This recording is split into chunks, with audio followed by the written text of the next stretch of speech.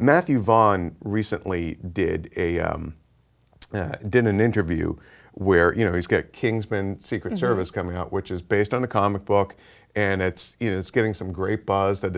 And you can tell from the trailers that it is this kind of wacky, kinetic, goofy, fun movie. And he said that and he specifically said Nolan, but he's basically, people are sick of dark Christopher Nolan superhero movies. Christopher Nolan-esque? Yeah.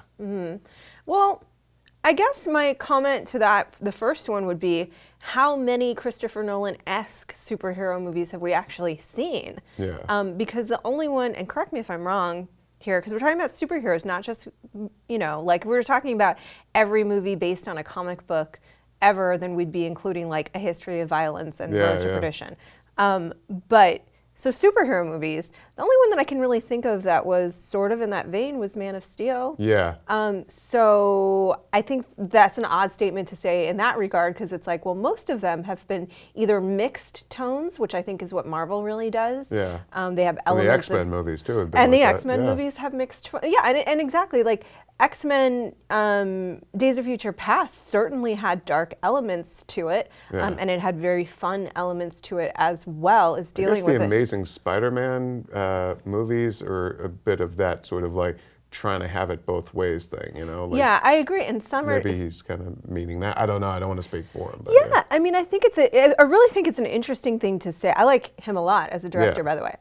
I think it's an interesting thing to say only in the sense of like Nolan-esque has been this catch-all for elements of drama, which I think Nolan, because he has a really specific style and tone, right? So like, I actually don't think even if they've been darker in tone, and whether they worked or not, like the Spider-Man movies, I don't think worked because they couldn't nail either of the tones. Right.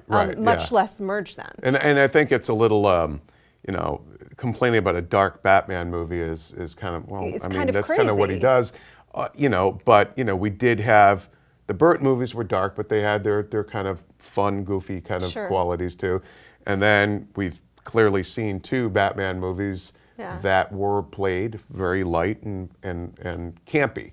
So it's not like Batman has always been this dark thing, but I think they did the Nolan films were a very specific take on that material, and frankly, the material needed that point in time to become relevant again. It was an excellent take. I mean, you know what I mean? Like that is a great, especially The Dark Knight. That is a fabulous, like it is, if not the best, one of the best superhero movies in my mind.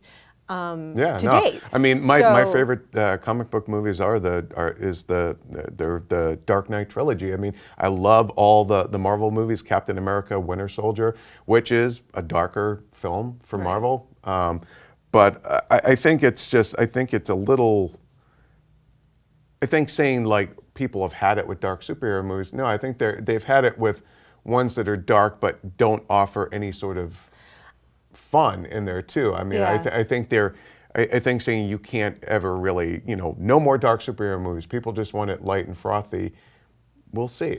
And that quote might be taken out of context. Like he may have had a more nuanced take on it, but it's really reductive to say that, because then I think that we can no longer default to saying Nolan-esque. If you watch most of his films, he has a very particular voice. So, but that's irrelevant to what's happening in comic books now because he's not directing comic book movies anymore. Right. So I would say that maybe he just doesn't like them.